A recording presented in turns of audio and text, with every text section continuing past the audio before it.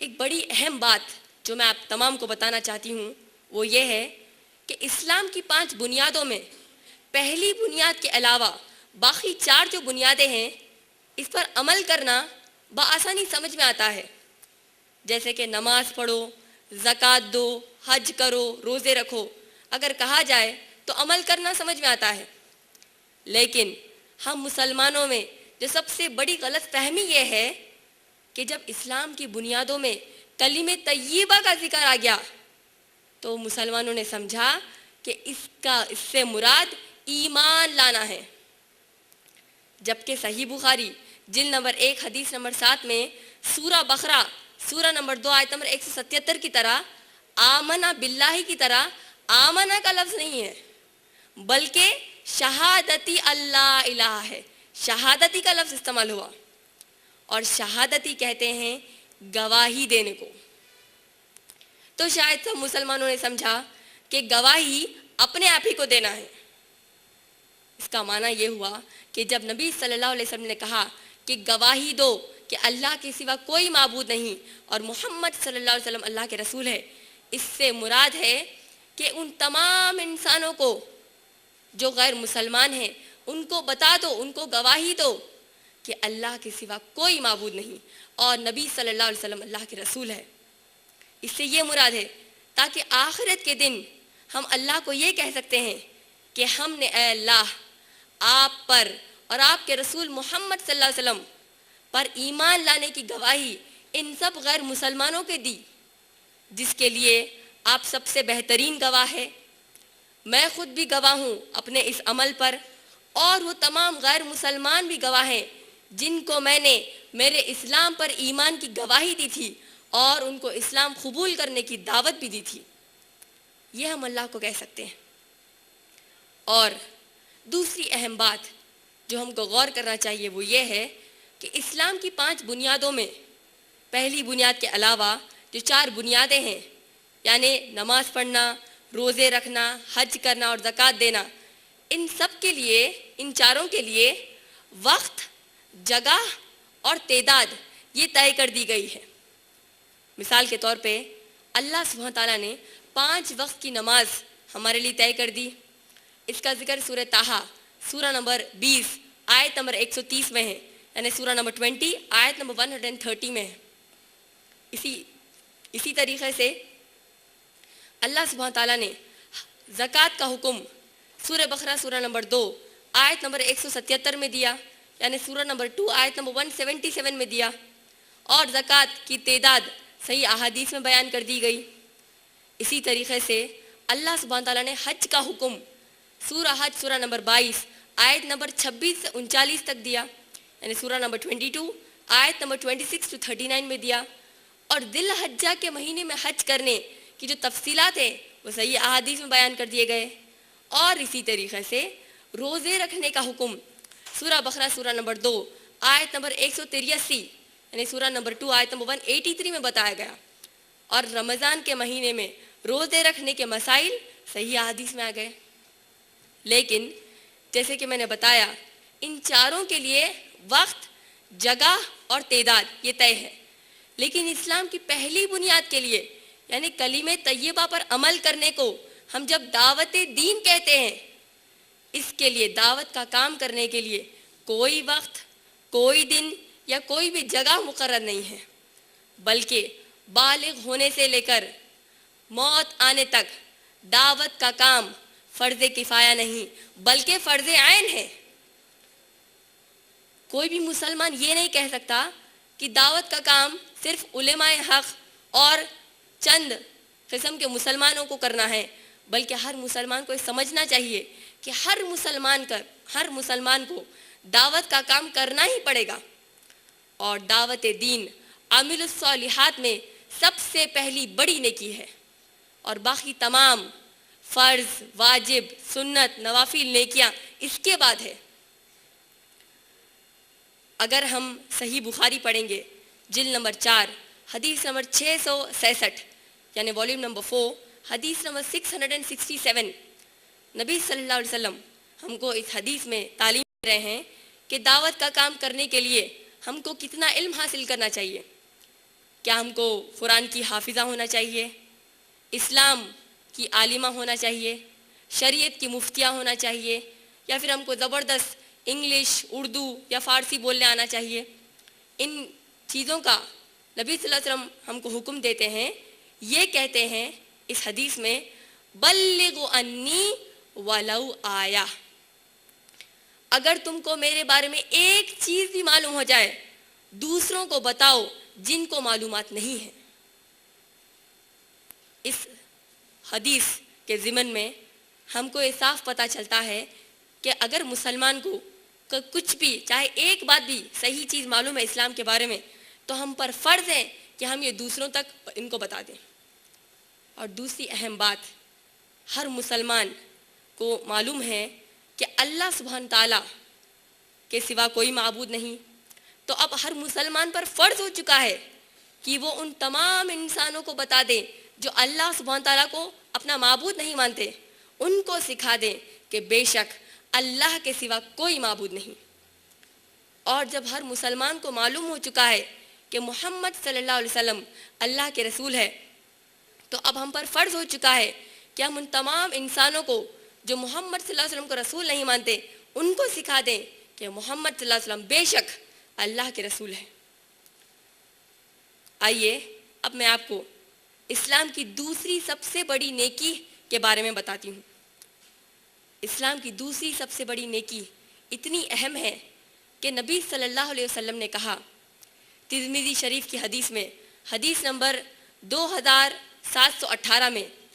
نبی صلی اللہ علیہ وسلم فرماتے ہیں کہ ایمان اور کفر میں فرق کرنے والی اسلام کی دوسری سب سے بڑی نیکی ہے، اور وہ نیکی ہے صلاح، جسے ہم اپنی عام زبان میں نماز پڑھنا کہتے ہیں۔ اگر آپ لوگ غور کریں گے تو معلوم ہوگا کہ اللہ سبحانہ تعالیٰ نے مرد آدمیوں کو صلاح سے متعلق کوئی چھوٹ نہیں دی، اور نبی صلی اللہ علیہ وسلم نے مرد آدمیوں کو حکم دیا ہے کہ وہ با جماعت مساجد میں نماز پڑھیں، لیکن اس کے برخلاف اللہ سبحانہ تعالیٰ نے اور نبی صلی اللہ علیہ وسلم نے عورتوں کو یہ چھوٹ دی، یہ اجازت دی ان کی سہولت کے حساب سے کہ عورتیں اپنی گھر میں با جماعت نماز پڑھ سکتی ہیں۔ لیکن ہم عورتوں کو اسلام میں یہ بھی اجازت ہے کہ اگر ہم عورتیں مساجد جانا چاہتی ہوں، مسجد جا کر نماز پڑھنا چاہتی ہوں، تو ہمارے سرپرستوں کو چاہیے کہ وہ ہمیں نہ روکیں، چاہے ہم رات کے وقت کی نمازوں میں ہی مسجد کیوں نہ جانا چاہیں۔ اس کا ذکر صحیح بخاری جلد نمبر 1 حدیث نمبر 823 سے 825 میں آ گیا، یعنی صحیح بخاری والیوم نمبر 1 حدیث نمبر 823 to 825۔ اسی طریقے سے نبی صلی اللہ علیہ وسلم نے ابو داؤد کی حدیث میں، حدیث نمبر 566 میں، یعنی 567 میں یہ بتایا کہ عورتوں کے لیے افضل ہے کہ وہ اپنے گھروں میں نماز پڑھیں۔ ہم کو افسوس ہونا چاہیے، ہم کو اپنے آپ سے سوال پوچھنا چاہیے کہ میں اسلام کی دوسری سب سے بڑی نیکی یعنی نماز سے تو میلوں دور ہوں، اور اسلام کی پہلی سب سے بڑی نیکی دعوت دین کا تو تصور ہی نہیں رہتا۔ ہم کو ہر ایک عورت کو چاہیے کہ وہ اپنے آپ سے سوال کریں کہ اسلام کی سب سے پہلی نیکی دعوت دین کو تو میں چھوڑ ہی چکی ہوں، اور دوسری سب سے بڑی نیکی یعنی 5 وقت کی نماز 5 بار اذانوں میں یاد دلانے کے باوجود بھی نہیں کرتی۔ پھر پوچھیے اپنے آپ سے، کیسے بن سکتے ہیں ہم کامیاب عورت؟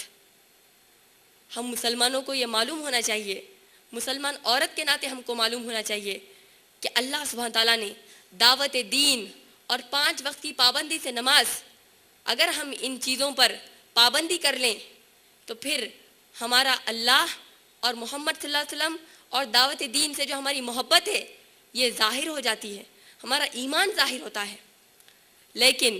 اگر ہم دعوت دین اور 5 وقت کی پابندی سے نماز، ان دونوں چیزوں کو اگر ہم ادا نہیں کرتے اور اس پر ہم کہتے ہیں کہ ہم اللہ اور اس کے رسول صلی اللہ علیہ وسلم سے محبت کرتے ہیں، تو ایسے ہمارے تمام دعوے جھوٹے ہیں۔ ہمارا ایمان اس حد تک کمزور ہو گیا ہے کہ دنیا میں تھوڑی مصیبت، تھوڑی آفت اگر آ جائے تو ہمیں مرتد یا منافق بنا سکتی ہے، یا پھر ہم اتنے گنہگار بن جاتے ہیں کہ مرتے دم تک ہم کو اللہ کی طرف سے توبہ کی توفیق بھی نہیں ملتی اور ہم ویسی ہی حالت میں مر جاتے ہیں۔ ذرا پوچھیے اپنے آپ سے،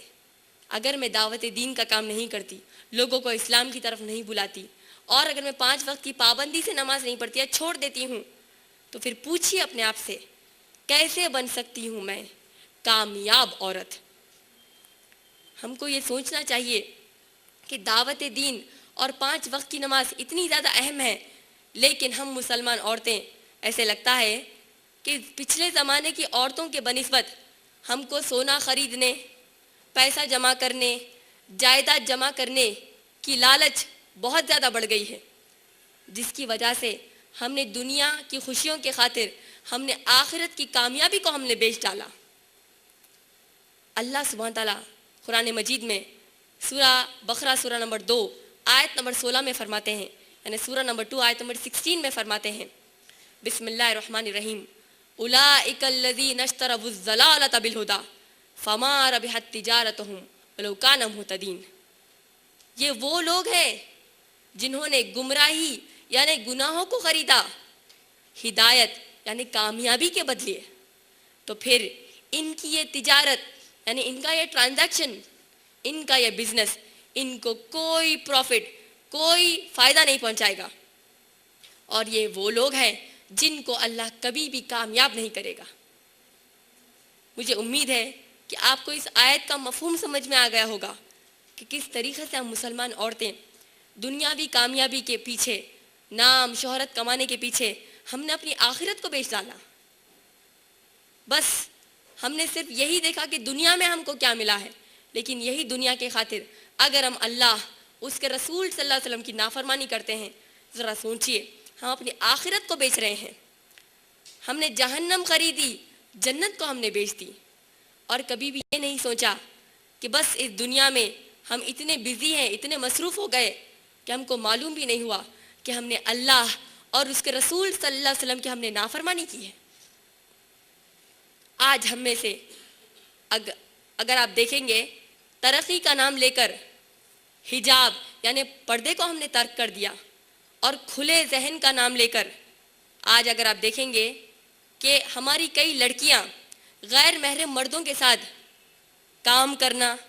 اٹھنا بیٹھنا، گھومنا پھرنا، ہاتھ ملانا، گلے میں ہاتھ ڈالنا، بوسے لینا، اور اس سے بھی زیادہ بڑھ گئے، اور کہا یہ تو صرف فرینڈشپ ہے، اور اب اس فرینڈشپ کے تقاضے غیر مسلمان مردوں کے ساتھ بھی پورے کر رہے ہیں،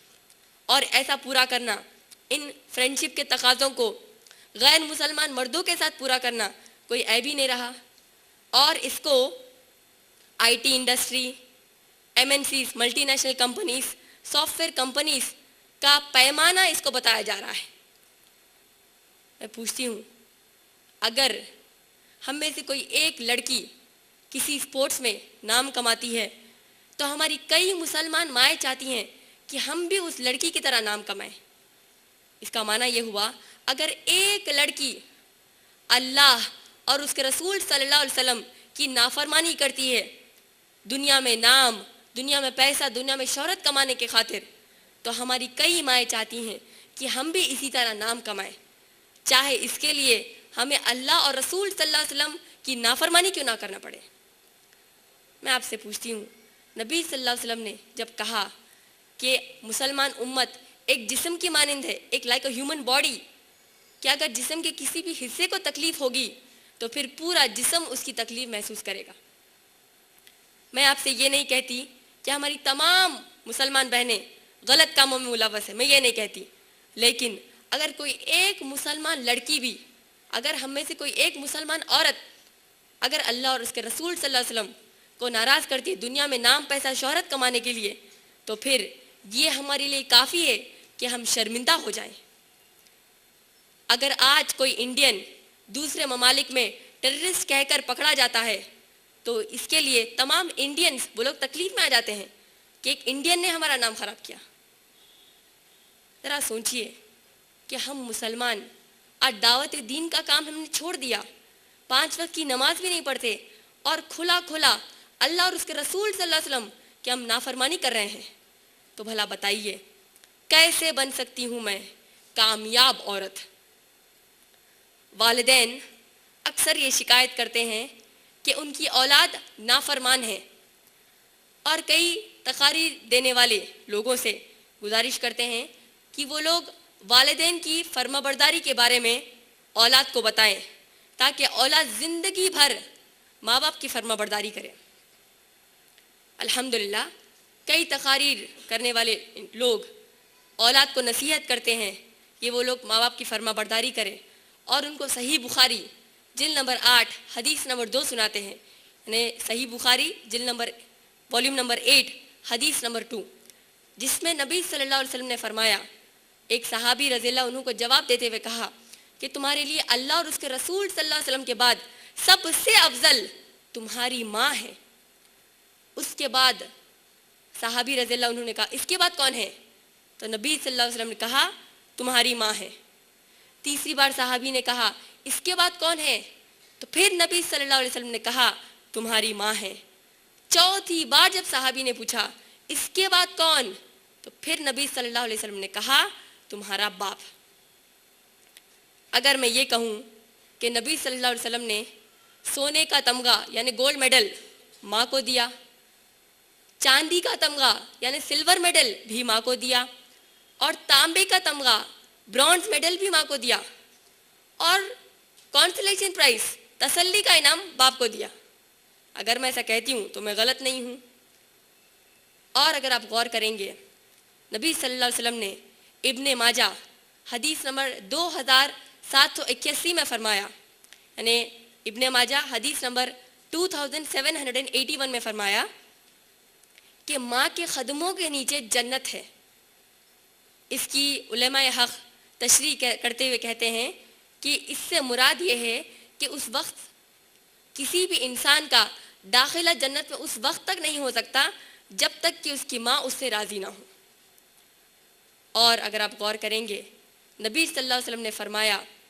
کہ جب جبرائیل علیہ السلام نے 3 لوگوں پر لعنت بھیجی تو محمد صلی اللہ علیہ وسلم نے آمین کہا تھا، تو وہ 3 لوگوں میں سے ایک انسان اس قسم کا ہوگا جو اپنے ماں باپ کے ساتھ نافرمانی کرتا ہے اور ماں باپ کی خدمت نہیں کرتا۔ اور اگر ہم یہ قرآن مجید پڑھیں گے، اللہ سبحانہ تعالیٰ فرماتے ہیں سورہ احقاف سورہ نمبر 46 آیت نمبر 16 میں، یعنی سورہ نمبر 46 آیت نمبر 16 میں، کہ اس وقت تک آپ کو ہر انسان کو اس کی نیکیوں کا اجر نہیں ملتا جب تک کہ اس کے ماں باپ اس سے راضی نہ ہوں۔ آج میں آپ سب کو ماں باپ کی فرما برداری کے اسلامی شرط سکھانا چاہتی ہوں۔ میرے کہنے کا مطلب یہ ہے کہ جہاں اسلام نے ماں باپ کی فرما برداری کو اتنی اہمیت دی، وہی اسلام نے ماں باپ کی نافرمانی کا بھی حکم دیا، جو ہمارے معاشرے میں اکثر بتایا نہیں جاتا۔ اس کا معنی یہ ہوا کہ اسلام نے ماں باپ کی فرما برداری کی اہمیت بھی بتائی اور ماں باپ کی نافرمانی کا بھی حکم دیا۔ یہاں بیٹھی میری کئی مائیں اور اولاد والی بہنیں یہ سوچ رہی ہوں گی کہ میں ان کی اولاد کو نافرمانی کرنا سکھا رہی ہوں۔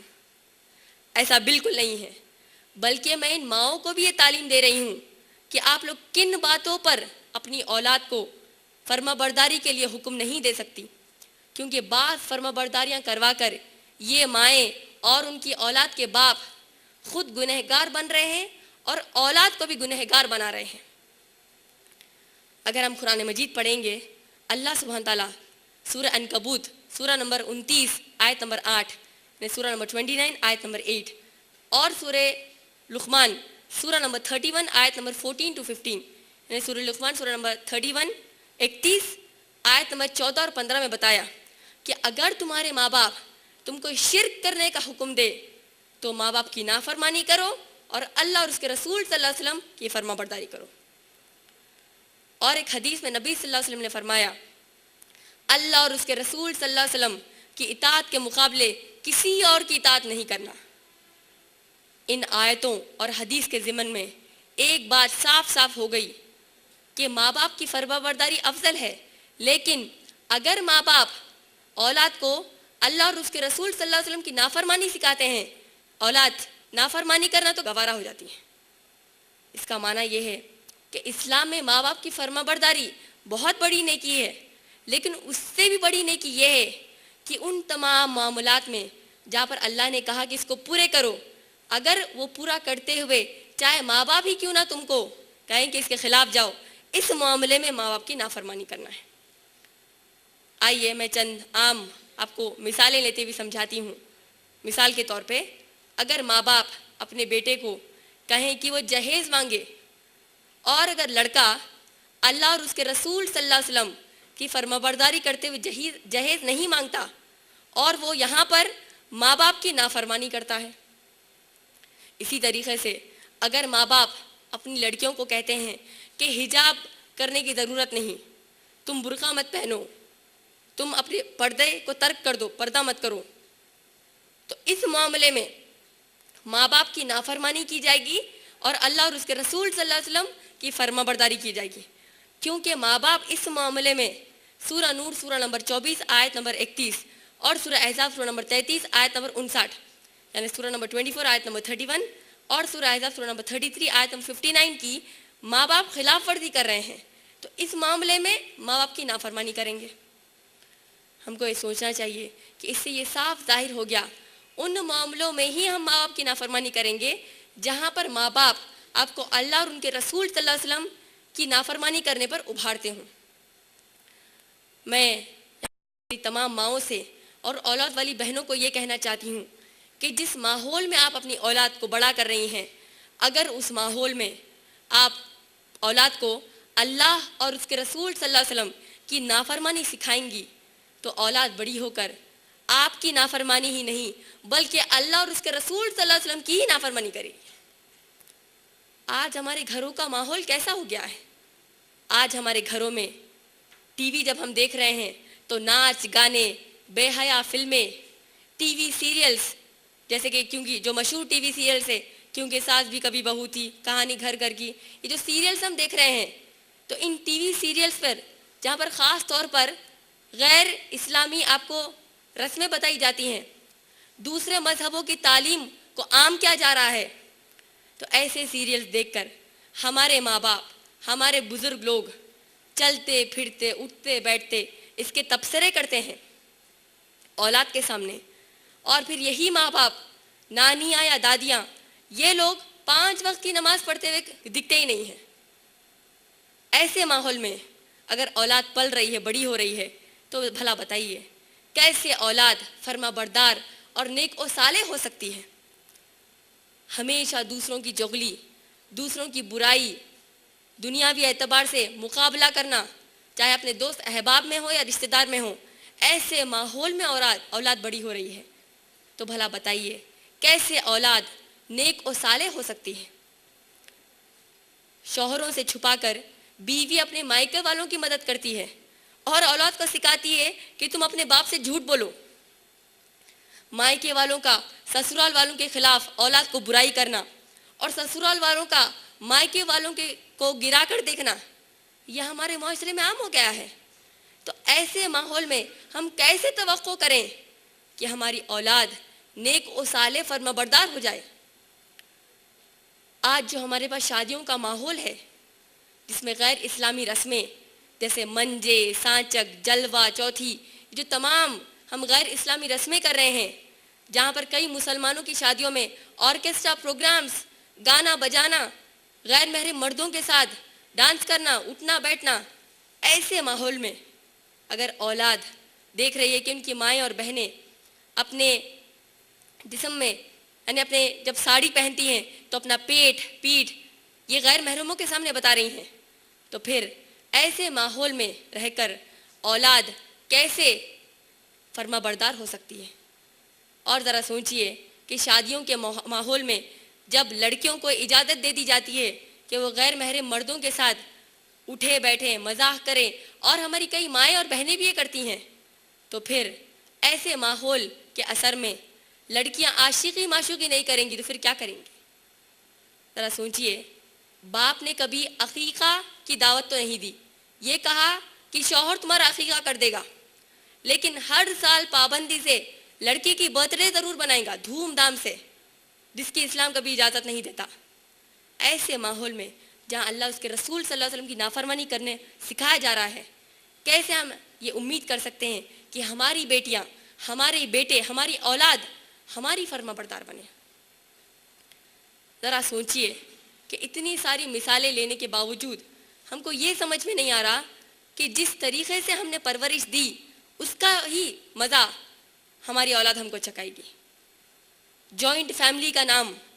یعنی جو مسلمانوں نے کہا کہ متحد خاندان، یونائٹڈ فیملی، جوائنٹ فیملی کا جسے اسلام میں کوئی تصور ہی نہیں ہے، جہاں پر اولاد نے دیکھا کہ ان کی مائیں، ان کی بہنیں، یہ لوگ اپنے کمر کا یعنی پیٹھ کا حصہ دیور، جیٹھ، غیر محرموں کے سامنے دکھاتے ہیں، جہاں پر ہماری مائیں اور بہنیں وہ لوگ تنگ بلاؤز، کھلے گلے کا بلاؤز، یا پھر جس میں جسم زیادہ دکھتا ہو، ایک دم ایسے بلاؤز جس میں جسم زیادہ دکھ جاتا ہو، ایسے بلاؤز پہنتی ہیں، اور وہ لوگ اپنے دیور، جیٹھ کے سامنے نکلتی ہیں۔ ایسے ماحول میں جب اولاد بڑھ رہی ہے، اس کے اسلام میں کوئی اجازت نہیں، تو بھلا ذرا پوچھیے اپنے آپ سے، کیسے ہماری بیٹیاں فرما بردار ہو سکتی ہیں، کیسی ہماری اولاد فرما بردار ہو سکتی ہے؟ میں نے آج تو آپ کو چند عام مثالیں بتائیں، ذرا سوچئے ایسی کتنے چیزیں ہوں گی، اگر ہم تصور کرنے بیٹھ جائیں گے تو گھنٹے نکل جائیں گے، کہ اگر ہم ایسا ماحول اپنی اولاد کو دیں گے تو اولاد نافرمان نہیں نکلے گی تو کیا نکلے گی؟ میں یہاں بیٹھی میری تمام ماؤں اور اولاد والی بہنوں کو یہ نصیحت کے طور پہ بتانا چاہتی ہوں کہ جس طریقے کا بیج، مثال دے کر بتانا چاہتی ہوں کہ جس طریقے کا بیج آپ بو گے اس کا ہی درخت نکلے گا اور اسی درخت کے پھل نکلیں گے۔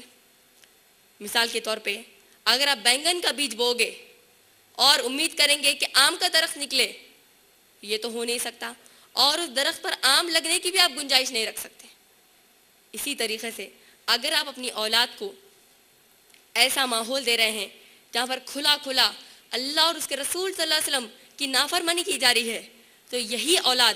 آپ کو نافرمانی کا مزہ بھی چکھائے گی اور اللہ اور اس کے رسول صلی اللہ علیہ وسلم کی نافرمانی بھی کرے گی۔ اب اگر آپ غور کریں گے کہ ماں باپ، بھائی بہن، تمام جو ہمارے مسلمان معاشرے میں جو چیز عام ہو گئی ہے وہ یہ ہے کہ کئی مسئلوں میں لڑکی کی رضا اہم نہیں ہوتی، دوسرے مسئلوں میں ہو سکتی ہے، لیکن جب شادی کی بات آ گئی تو اکثر دیکھنے میں آیا ہے کہ ماں باپ جب اپنی لڑکیوں کی شادیاں ان کی مرضی کے خلاف کرتی ہیں تو یہاں پر لڑکی کو اختیار ہے کہ وہ ماں باپ کی نافرمانی کرے۔ کیونکہ اگر ہم صحیح بخاری پڑھیں گے، جلد نمبر 7، حدیث نمبر 66، یعنی والیوم نمبر 7، حدیث نمبر 67، نبی صلی اللہ علیہ وسلم فرماتے ہیں چاہے وہ کنواری لڑکیاں ہوں یا عدت گزار چکی بیوائیں یا مطلقائیں ہوں، ان کی رضا، ان کی مرضی سب سے اہم ہے۔ اس کا معنی یہ ہوا کہ لڑکی کی مرضی کے بغیر اس کی شادی ماں باپ کہیں اور نہیں کرا سکتے۔ اور اگر ہم صحیح بخاری جلد نمبر 7، حدیث نمبر 69 پڑھیں گے، یعنی صحیح بخاری والیوم نمبر 7، حدیث نمبر 69 پڑھیں گے، نبی صلی اللہ علیہ وسلم فرماتے ہیں، خنسہ رضی اللہ عنہ ایک صحابی آتی ہیں اور کہتی ہیں یا رسول اللہ صلی اللہ علیہ وسلم، میرے ماں باپ نے میرا نکاح میری مرضی کے بغیر کیا۔ تو نبی صلی اللہ علیہ وسلم کہتے ہیں تمہارا نکاح ہوا ہی نہیں، تمہارا نکاح حرام ہے۔ اس سے یہ ثابت ہوتا ہے کہ لڑکی کی مرضی شادی کے لیے سب سے زیادہ اہم ہے، اور اگر کسی لڑکی کو زور زبردستی کی جاتی ہے اور لڑکی ڈٹ جاتی ہے کہ وہ نکاح نہیں کرنا چاہتی کسی سے، تو پھر لڑکی کو پورا اختیار ہے کہ وہ یہاں پر ماں باپ کی نافرمانی کرے۔ لیکن اس کا معنی میری یہاں پر تمام بیٹھی بہنیں یہ نہ لے لیں کہ اسلام نے جب کہا کہ لڑکی کی رضا اہم ہے تو اس کا معنی یہ نہیں ہے کہ لڑکیوں کو یہ اجازت مل گئی کہ وہ شادی سے پہلے لڑکوں کے ساتھ ڈیٹنگ کریں، ان کے ساتھ چھپ چھپ کر ملیں، یا پھر ان کے ساتھ تحفے ایکسچینج کرے، gifts, greeting cards, friendship cards, یا پھر ویلنٹائنز ڈے پر ملے۔ اس کی بھی اسلام اجازت نہیں دیتا۔ اس حدیث کا معنی یہ ہے کہ جب لڑکی کی رضا کو اہم کہا گیا، اہمیت دی گئی، اس کا معنی یہ ہے کہ جب کسی گھر میں رشتہ آتا ہے تو ماں باپ کو چاہیے کہ وہ رشتہ لڑکی کو پیش کرے، اور اگر لڑکی مان جاتی ہے تو الحمدللہ، لیکن اگر لڑکی نہیں مانتی تو پھر اس کو کوئی زور زبردستی کر کے کمرے میں بند کر دے کے، کھانا پینا بند کرا دے کے، اس کو ذہنی طور پر ٹارچر نہیں کیا جا سکتا کہ تم اس رشتے کو قبول کر لو، اس کی اسلام اجازت نہیں دیتا۔ ان تمام باتوں سے ثابت کیا ہوتا ہے کہ ہم سب کو ہمارے ماحول میں قرآن اور صحیح احادیث کی تعلیمات کو مضبوطی سے پکڑنا چاہیے اور اس پر عمل کرنا چاہیے۔ اس کی مثال کچھ ایسی ہے کہ شادیوں کے مسئلے میں اگر لڑکی چاہتی ہے کہ جب وہ کسی لڑکے سے نکاح کرنا چاہتی ہو اور ماں باپ کو وہ کہتی ہے جا کر، تو ماں باپ کو اختیار نہیں کہ وہ انکار کر دے، الا یہ کہ اگر لڑکا غیر مسلمان ہو۔ اس کا معنی یہ ہے اسلام میں شادی کرنے کی جو سب سے بڑی اور اہم شرط ہے وہ یہ، اگر لڑکی شادی کرنا چاہتی ہو تو چاہیے کہ لڑکا مسلمان ہو۔ سورہ بقرہ سورہ نمبر 2 آیت نمبر 221 کے مطابق، سورہ نمبر 2 آیت نمبر 221 کے مطابق اگر لڑکا مسلمان ہو، اگر لڑکی نکاح کرنا چاہتی ہو تو ماں باپ کو یہاں پر روڑا نہیں بننا چاہتے۔ اور اگر آپ صحیح احادیث پڑھیں گے، نبی صلی اللہ علیہ وسلم نے فرمایا کہ لڑکیوں کو چاہیے کہ وہ لڑکوں میں دینداری کو افضل سمجھے، دینداری کو اہمیت دے۔ اور اگر آج کے حالات میں اگر کوئی لڑکی کسی دیندار کی بیوی بننا چاہتی ہے اور اگر ماں باپ کوئی دنیاوی کامیابی کے پیچھے بھاگے ہوئے ہیں، کوئی ایسے انسان سے کرنا چاہتے جو دیندار نہیں ہے، اور اگر ایسے وقت لڑکی دیندار سے ہی کرنا چاہتی ہے، اور اگرچہ کہ لڑکی سورہ نساء سورہ نمبر 4 آیت نمبر 3 کے مطابق دوسری، تیسری یا چوتھی بیوی بھی بننا چاہتی ہو، تو ماں باپ کو اختیار نہیں کہ وہ لڑکی کو روکے۔ ہاں، ماں باپ یہ کہہ سکتے ہیں دینداری کے معاملے میں نہیں، ایک اگر یونیورسل لے لیں گے آپ، یہ کہہ سکتے ہیں، نصیحت کر سکتے ہیں، لیکن پھر بھی اگر لڑکی اگر دیندار سے کرنا چاہتی ہو تو لڑکی کو نہیں روکیں گے، کیونکہ نبی صلی اللہ علیہ وسلم نے کہا کہ اگر لڑکیاں دیندار لڑکی کا رشتہ ٹھکرا دیں گے تو تیار ہو جاؤ، زمین پر فساد ہوگا۔ اور جو تمام چیزیں میں نے آپ کو بتائی، یہ میں نے آپ کو چند اہم میں نے مثالیں لیتے ہوئے بتایا تاکہ ہم سب غور کریں کہ ہمارے ماحول میں کس طریقے سے ہم اسلام اور اللہ اور اس کے رسول صلی اللہ علیہ وسلم کی نافرمانیاں کر رہے ہیں۔ آئیے اب میں آپ کو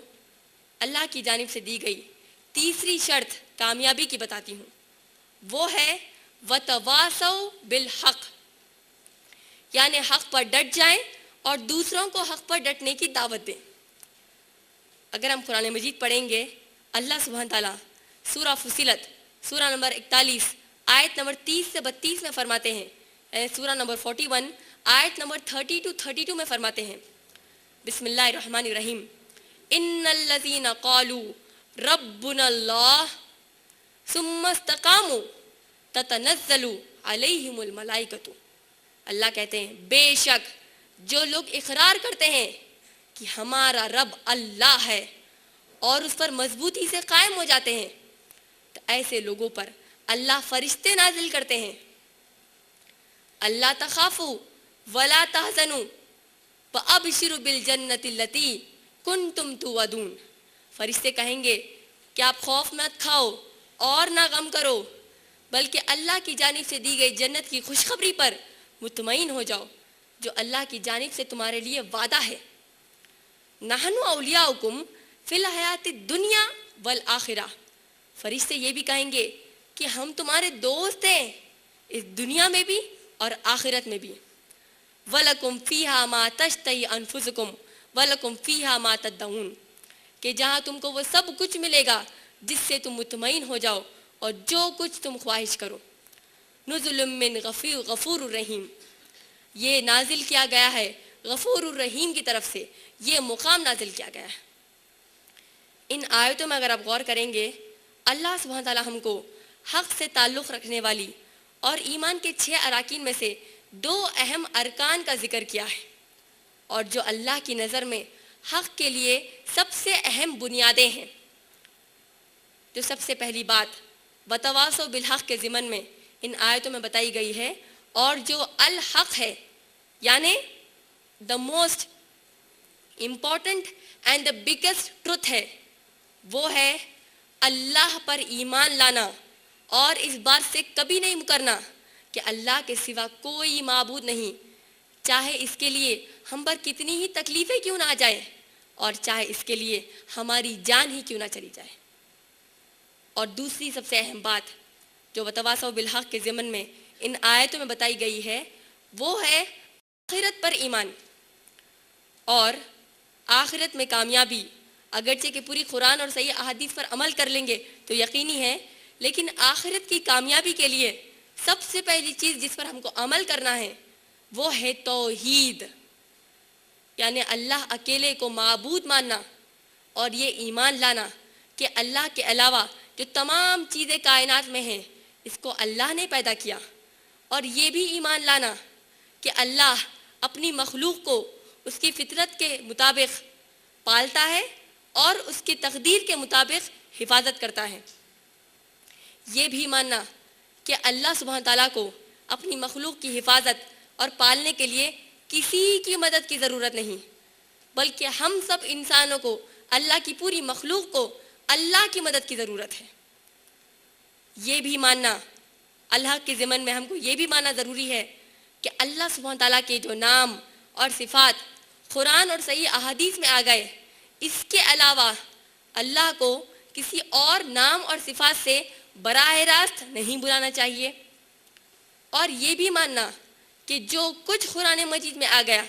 یہ 100% اللہ کا کلام ہے۔ یہ جو کمپلیٹ قرآن مجید ہے، مکمل قرآن ہے، یہ ہدی للناس ہے، انسانوں کے لیے ہدایت ہے، اور اس کی ہر چیز پر یقین رکھنا، چاہے ہمیں سمجھ میں آئے یا نہ آئے، اور اس پر زندگی بھر عمل کرتے رہنا۔ مجھے افسوس کے ساتھ کہنا پڑتا ہے کہ ہم کئی مسلمان عورتیں قرآن اور صحیح احادیث کی تعلیمات کو ختم ہونے والی زندگی، ختم ہونے والی دنیا کے چند مزوں کے سامنے، چند لذتوں کے سامنے ہم نے قرآن اور اس کے احکامات کو فراموش کر دیا ہے۔ آئیے چند عام مثالیں لیں تاکہ ہم کو سمجھ میں آئے کہ اتنے بڑے گناہ ہم مسلمان کتنی آسانی سے کر رہے ہیں۔ آج ہمارے گھروں کی دعوتوں میں جب دوسروں کے مقابلے فضول خرچی کرنے کا ارادہ بڑھ جاتا ہے، اور ویسے وقت اگر ہمارے ہاتھ میں پیسے نہ ہوں تو ہم مسلمان بلا کسی جھجک، بلا کوئی خوف کھائے سود پر پیسہ لینے تیار ہو جاتے ہیں، اور سود کی لعنت، انٹرسٹ اکانومی کی لعنت اس حد تک بڑھ گئی کہ ہمارے شہر حیدرآباد میں خاص طور پر کئی مسلمان سود کا کاروبار کرتے ہوئے دوسروں کو سود پر پیسہ لے رہے اور دے رہے ہیں۔ میں پوچھتی ہوں، کیا ہم مسلمان یہودیوں سے بھی گئے گزرے ہیں؟ کیونکہ یہودی تو صرف غیر یہودی کو سود پر پیسہ لیتا یا دیتا ہے، جبکہ یہودی کو یہ معلوم ہے کہ یہودی کسی اور یہودی کو سود پر پیسہ لینا یا دینا وہ حرام سمجھتا ہے۔ اتنے بڑے گناہ کو چند بے دلیل فتووں کی بنیاد پر کہ غیر مسلم ممالک میں سود حلال ہے ایسا کہتے ہوئے، جائز کہتے ہوئے ہم نے سود کو حلال کر دیا۔ کیا ہم کو اس قرآن میں آسانی سے سمجھ میں آنے والے آیات جو تا قیامت مسلمانوں کے لیے، تمام انسانوں کے لیے ہدایت ہے، اور نبی صلی اللہ علیہ وسلم کے سود کے متعلق جو احادیث آئی ہیں جس میں نبی صلی اللہ علیہ وسلم نے لعنت بتائی، عذاب بتایا، کیا ان سب کے بعد کسی اور کے فتوے کی ضرورت پڑ گئی ہم مسلمانوں کو؟ کیا آپ جانتے ہیں کیا فرمایا محمد صلی اللہ علیہ وسلم نے سود کے متعلق؟ اگر ہم مجموع زوائد پڑھیں گے، اس کے جلد نمبر 4 اور اس کے صفحہ نمبر 120، یعنی والیوم نمبر 4 پیج نمبر 120، نبی صلی اللہ علیہ وسلم فرماتے ہیں جس نے ایک پیسہ سود کا لیا گویا اس نے 36 مرتبہ زنا کیا۔ استغفر اللہ۔ زنا یعنی مرد اور عورت کے ناجائز سیکشل تعلقات کو کہتے ہیں، استغفر اللہ۔ ایک پیسہ سود کا اگر لیں گے تو گویا ہم نے 36 مرتبہ زنا کیا، استغفر اللہ۔ اور نبی صلی اللہ علیہ وسلم یہ بھی فرماتے ہیں بیہقی شعب الایمان میں جلد نمبر 4 حدیث نمبر 1932 میں، یعنی والیوم نمبر 4 حدیث نمبر 1932 میں نبی صلی اللہ علیہ وسلم فرماتے ہیں جس نے ایک پیسہ سود کا لیا گویا اس کو اس کی سگی ماں سے زنا کرنے کا گناہ ملے گا۔ ذرا غور کیجئے، زنا خود ایک بدترین گناہ ہے، اور اس پر نبی صلی اللہ علیہ وسلم کہہ رہے ہیں کہ 36 مرتبہ زنا ایک پیسے سود پر، اور دوسری حدیث میں تو سگی ماں سے زنا۔ ایک اہم بات جو ہم سب کو غور کرنا چاہیے وہ یہ ہے کہ نبی صلی اللہ علیہ وسلم نے ایک پیسے سود پر اتنی بڑی لعنت کہی، جبکہ ہم مسلمان آج سووں کے پیسوں میں نہیں بلکہ ہم روپیوں میں سود کا کاروبار کر رہے ہیں۔ ذرا سوچئے، جب اللہ سبحانہ تعالیٰ نے قرآن مجید میں ماں باپ کی نافرمانی، جوا، شراب، زنا یا پھر جھوٹ بولنا، غیبت کرنا، ان تمام گناہوں کے لیے اللہ نے کوئی دھمکی نہیں دی جو دھمکی اللہ نے سود کے لیے دی ہے۔ شرک کے علاوہ، شرک کے بعد سب سے بدترین گناہ اللہ کی نظر میں سود لینا یا دینا ہے۔ اگر ہم قرآن مجید پڑھیں گے، اللہ سبحانہ تعالیٰ فرماتے ہیں سورہ بقرہ سورہ نمبر 2 آیت نمبر 275 سے آیت نمبر 279 تک، یعنی سورہ نمبر 2 آیت نمبر 275 تو آیت نمبر 279 تک، جہاں اللہ فرماتے ہیں، جب اللہ سبحانہ تعالیٰ نے سود کی لعنت کے بارے میں بتا دیا تو آخری آیت میں اللہ فرماتے ہیں آیت نمبر 279 میں، اے نبی صلی اللہ علیہ وسلم کہہ دیجئے ان مسلمان اور غیر مسلمان سود خوروں سے کہ اب اگر یہ سود پر پیسہ لیں گے یا دیں گے تو پھر ان کو کہہ دیجئے کہ یہ تیار ہو جائیں اللہ اور اس کے رسول صلی اللہ علیہ وسلم کے خلاف جنگ کرنے کے لیے۔ میں پوچھتی ہوں، ہم میں سے کون تیار ہے اللہ اور اس کے رسول صلی اللہ علیہ وسلم کے خلاف جنگ کرنے کے لیے؟ اگر ہم اس سود کی لعنت جان بوجھ کے یا انجانے میں اگر ہم ملوث ہیں تو ہم کو سب سے پہلے چاہیے کہ ہم اللہ سے توبہ کریں اور ایسے گناہ کو کبھی بھی نہ دہرائیں۔ آئیے میں آپ تمام کو دوسری ایک اہم تعلیم اسلام کی بتانا چاہتی ہوں جس پر ہم مسلمان صحیح طریقے سے عمل نہیں کر رہے، اور وہ ہے حجاب کا حکم۔ اگر آپ لوگ غور کریں گے، قرآن اور صحیح احادیث میں جو حجاب کا حکم آیا ہے، اس کو کئی ہماری مسلمان مائیں اور بہنیں یا تو مکمل طریقے سے نہیں عمل کرتی یا تو عمل ہی نہیں کرتی، جس کی وجہ سے آپ دیکھتی ہیں کہ ہمارے معاشرے میں کئی ضعیف عورتیں، اگرچہ کہ ان کو حجاب کرنا فرض نہیں ہے، سورہ نور سورہ نمبر 24 آیت نمبر 60 کے مطابق، سورہ نور سورہ نمبر 24 آیت نمبر 60 کے مطابق ضعیف عورتوں پر اللہ نے فرض نہیں کیا حجاب، لیکن پھر بھی یہ ضعیف عورتیں حجاب کرتی ہیں، حجاب کے تقاضوں کو پورا کرتی ہیں، جو کہ ایک اچھی بات ہے۔ لیکن ایک تماشے والی بات یہ ہے کہ کئی با حجاب ضعیف عورتیں اکثر دیکھنے میں آیا ہے کہ بہت بار اپنے گھروں کی لڑکیوں کو بے حجاب لے کر گھومتی ہیں۔ اگر ہم دیکھیں حجاب کے حکم کا مقصد کیا ہے، تاکہ ہم اپنے لباس کی، ہمارے جسم پہ جو تمام زینت والی چیزیں ہیں ان کو ہم حجاب سے ڈھانک لیں تاکہ کسی غیر مرد کی نظر نہ پڑے اور پھر ہم کو کوئی نقصان نہ ہو۔ لیکن آج ہم دیکھ رہے ہیں کہ ہماری کئی مسلمان بہنوں نے حجاب کا ہی فیشن شروع کر دیا، جبکہ اصلیت میں فیشن کا حجاب کرنا ہے۔ آج اب غور کیجئے، گھٹنے سے اوپر تک برقعے یا چادریں، ہمارے برقعوں پر، ہمارے اسکارفس پر اور ہمارے برقعوں پر چمکدار نگینے، ایسے برقعے جو جسم کو چپک جاتے ہو، تنگ برقعے ہم پہنتے ہیں، یا پھر ایسے برقعے جن میں سے ہمارے اندر کا لباس یا دوسری چیزیں ظاہر ہو جاتی ہوں۔ یہ جو تمام حجاب آئٹمس ہم استعمال کرتے ہیں، اس کی اسلام میں کوئی جگہ نہیں، یہ اسلام میں حجاب کی تعریف میں ہی نہیں آتے۔ تو ہر مسلمان عورت کو یہ واضح کر لینا چاہیے، یہ جو تمام حجاب آئٹمس ہم استعمال کر رہے ہیں یہ ناجائز ہے، ہمارے لیے حرام ہے۔ اور ہمیں سے کئی مسلمان بہنیں، ان کو یہ معلوم ہونے کے بعد کہ اسلام نے عورت کو اس کا چہرہ، کلائیوں اور پاؤں کو کھلا رکھنے کی اجازت دی ہے، تو ہماری کئی مسلمان بہنوں نے یہ سمجھ لیا کہ اسلام میں چہرہ، کلائیوں اور پاؤں کو کھلے رکھنا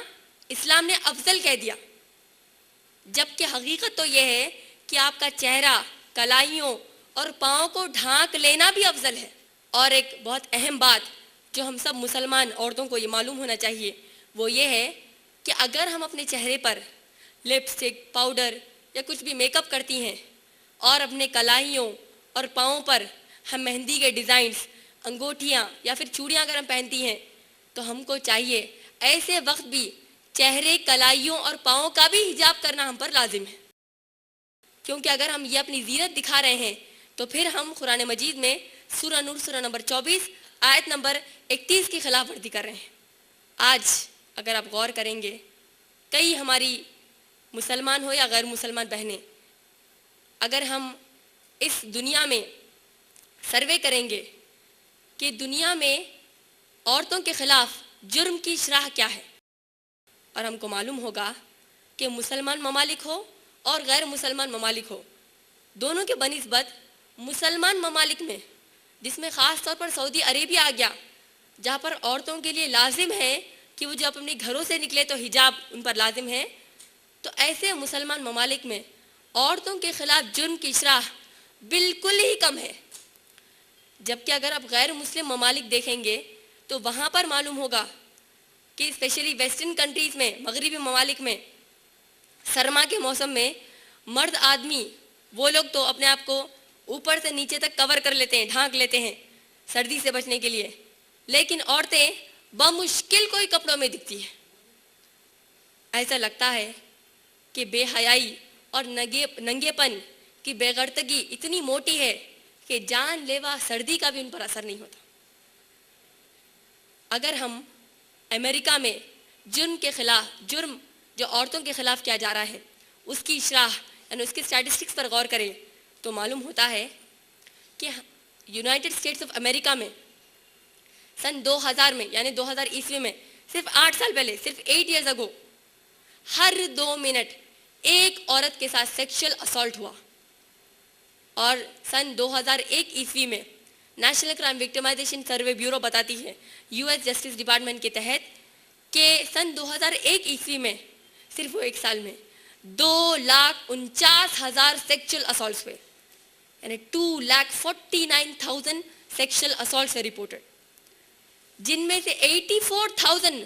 کمپلیٹ ریپس تھے، یعنی مکمل زنا بالجبر۔ اس کا معنی یہ ہوا کہ امریکہ میں آن این ایوریج ہر دن 230 عورتوں کے ساتھ زنا بالجبر ہوتا ہے۔ اور national crime victimization survey bureau نے اور مزید معلومات دیتے ہوئے کہا کہ جس کسی شخص نے عورت کا ریپ کیا اس کا عورت کے ساتھ رشتہ کیا ہے،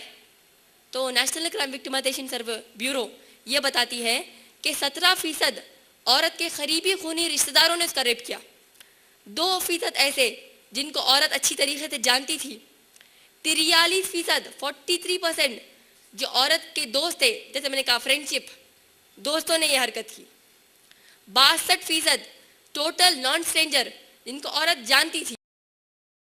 اور 34% 34% جو ایک اجنبی ہے، اور 4% ایسے 4% ایسے جن کو عورت بالکل ہی نہیں پہچانتی۔ ہماری ریاست آندھرا پردیش کے پولیس کے سربراہ Shri S S P Yadav press conference سے خطاب کرتے ہوئے کہتے ہیں،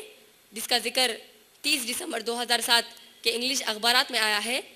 اس میں بتایا گیا ہے کہ شری ایس ایس پی یادو بتاتے ہیں کہ ہماری ریاست آندھرا پردیش میں سن 2007 عیسوی میں یعنی جنوری 2007 سے دسمبر 2007 تک صرف حیدرآباد میں عورتوں کے اگر جو جرم ہوا ہے عورتوں کے خلاف اس کی اگر شرح معلوم کریں گے تو شری ایس ایس پی یادو بتاتے ہیں کہ عورتوں کے ساتھ 1066 ریپس ہوئے، 1066 ریپس ہوئے، جس کا معنی یہ ہوا کہ ہر دن 2 عورتوں کے ساتھ ریپ ہوا۔ اور اگر ہم ٹائمز آف انڈیا کی 1 جنوری 2008 کہ اس کے صفحہ نمبر 10 کی رپورٹ پڑھیں گے تو معلوم ہوگا کہ ہمارے ہندوستان میں عورتوں کے خلاف جو جرم ہو رہا ہے اس میں بتایا گیا ہے کہ 19,348 عورتوں کے ساتھ ریپ ہوا، 19,348 عورتوں کے ساتھ زنا بالجبر ہوا۔ اس کا معنی یہ ہوا کہ ہر دن ہمارے ہندوستان میں 53 یعنی 53 عورتوں کے ساتھ ریپ ہوا ہر دن ہندوستان میں۔ اس کا معنی یہ ہوا کہ ہر گھنٹے ہمارے ہندوستان میں 2007 میں 2 عورتوں کے ساتھ ریپ ہوا۔ ذرا بتائیے، اگر ہم سوچیں کہ ہم اس جرم پر کیسے قابو کر سکتے ہیں تو اس کا جواب صرف ایک ہے کہ ہر عورت اگر حجاب کرے، چاہے مسلمان ہو یا غیر مسلمان ہو، حجاب کریں گے تو انشاءاللہ جرم کی شرح بہت جلد کم ہو جائے گی۔ آج آپ غور کریں گے ہماری کئی مسلمان ہو یا غیر مسلمان بہنیں یہ سوچتی ہیں کہ حجاب ہماری ترقی میں رکاوٹ ہے۔ ایسی تمام بہنوں سے میں کہنا چاہتی ہوں کہ حجاب ہماری ترقی میں رکاوٹ نہیں بنتا۔ کیوں؟ کیونکہ الحمدللہ میں نے BSc جینیٹکس کی تعلیم حاصل کی ہے۔ میرے شاگردات میں IRA ویمن سیکشن کی شاگردات میں سے MSc مائکرو بایولوجی خود محترمہ نسرین ہے۔ میری دوسری شاگردات میں سے MSCs LLBs BEds computer science سے MSc جس نے کیا ہو، میڈیکوز PhDs یہ میری شاگردات میں سے ہیں۔ اور الحمدللہ ہمارا حجاب کرتے ہوئے ہم نے تعلیم حاصل کی، لیکن ہم کو کبھی بھی نہیں لگا کہ حجاب ہماری ترقی میں روڑا بن رہا ہے، ترقی میں وہ خلل ڈال رہا ہے، بلکہ ہم کو ایسا لگا کہ حجاب کرنے کے بعد ترقی حاصل جو ہم کر رہے ہیں، گویا ہم اپنے آپ کو غیر مردوں کی گندی نگاہوں سے بچا رہے ہیں اور ان کی چھیڑ چھاڑ سے بھی ہم بچ رہے ہیں۔ ہم میں سے کئی مسلمان بہنوں کو جب کہا جائے کہ آپ حجاب کریں تو وہ کہتی ہیں کہ ہمیں حجاب کرنے کی ضرورت نہیں۔ کیوں؟ کیونکہ ہم نیک اور پاک دامن لوگ ہیں، ہماری نظریں ہمیشہ نیچی رہتی ہیں، کبھی بھی مردوں کو نہیں دیکھتی۔ تو ہماری بہنوں کو یہ معلوم ہونا چاہیے کہ آپ یعنی جو بھی بہن کہتی ہیں کہ آپ نبی صلی اللہ علیہ وسلم کی بیویوں، بیٹیوں اور صحابیات سے زیادہ افضل نہیں ہو سکتی۔ نبی صلی اللہ علیہ وسلم کی بیویاں، بیٹیاں اور دوسرے صحابیات سے زیادہ آپ نیک اور پاک دامن نہیں ہو سکتی۔ کیوں؟ کیونکہ جب اللہ نے سورہ نور سورہ نمبر 24 آیت نمبر 31 میں حجاب کا حکم دیا تو اللہ نے سورہ احزاب سورہ نمبر 33 آیت نمبر 49 میں فرمایا، یا ایھا النبی، اے نبی صلی اللہ علیہ وسلم، قل لازواجک، کہہ دیجئے اپنی بیویوں کو، و بناتک، اور اپنی بیٹیوں کو، و نساء المؤمنین، اور مسلمان عورتوں کو، یدنین علیہن من جلابیبہن، کہ جب اپنے گھروں سے باہر نکلے تو اچھے خاصے موٹے کپڑے سے اپنے آپ کو ڈھانک لیں۔ ذالک ادنیٰ ان یعرفن فلا یؤذین وکان اللہ غفور رحیم، یہ ان کے لیے بہتر ہوگا تاکہ وہ پہچانی جائیں اور ان کے ساتھ کوئی بدسلوکی نہ ہو۔ یہی اللہ کی طرف سے نازل کیا ہوا حکم ہے۔ اس سے یہ معلوم ہوتا ہے کہ ہم عورتیں نبی صلی اللہ علیہ وسلم کی بیویوں، بیٹیوں سے زیادہ افضل نہیں ہو سکتے، کیونکہ جنت میں جو تمام عورتوں کی سردار فاطمہ رضی اللہ عنہا، مریم علیہ السلام کے علاوہ جو ہیں، یہ تمام عورتوں میں نبی صلی اللہ علیہ وسلم کی بیویاں، بیٹیاں، جب ان کو اللہ نے حجاب کا حکم دیا تو ہم کو بھی چاہیے کہ ہم حجاب کا حکم پر عمل کریں۔ اور اگر کوئی ہم عورتوں میں سے اگر کوئی کہتے ہیں کہ عورتوں کو حجاب اس لیے کرنے کو کہہ رہے ہیں، غیر مسلمان بھی کہتے ہیں، اگر عورتوں کو حجاب کا حکم دیا جو جا رہا ہے وہ اس لیے کیونکہ عورتوں پر ہم کو شک ہے۔ اگر یہ بات سچ ہوتی تو حجاب کا حکم ہماری امہات المومنین کو نہیں دیا جاتا، نبی صلی اللہ علیہ وسلم کی بیٹیوں کو نہیں دیا جاتا، صرف ہم کو دیا جاتا۔ اس کا معنی یہ ہے کہ حجاب کا حکم ہم کو اس لیے نہیں دیا گیا کہ ہم پر شک کیا جا رہا ہے، بلکہ اس لیے دیا گیا تاکہ ہماری عزت کی حفاظت ہو، ہماری جان کی حفاظت ہو۔ بالکل اسی طریقے سے جب ہم بازار میں زیور خریدنے جاتے ہیں، ہیرے، موتی، سونا، چاندی جب ہم خریدنے جاتے ہیں تو اس کو ڈبے وغیرہ میں پیک کرتے ہیں، محفوظ کر لیتے ہیں، گھر آنے تک اس پر اچھی خاصی نظر رکھتے ہیں، اور گھر میں آنے کے بعد بھی لاکر وغیرہ میں رکھتے ہیں تاکہ اس کو کوئی نقصان نہ ہو۔ کیوں؟ کیونکہ ہمارے لیے وہ چیز بہت قیمتی ہے۔ اسی طریقے سے اسلام میں حجاب کا تصور یہ ہے، چاہے عورت مسلمان ہو یا غیر مسلمان ہو، اسلام میں عورت کی عزت بہت ہی زیادہ قیمتی ہے، ہیرے جواہرات تمام دنیا میں قیمتی چیزوں سے زیادہ قیمتی ہے۔ اسی لیے اللہ نے کہا کہ عورتوں کو حجاب کرنا چاہیے، لیکن ہم مسلمان عورتوں نے اس حجاب کے حکم کو ہی ترک کر دیا۔ تو بھلا بتائیے کیسے بن سکتی ہوں میں کامیاب عورت؟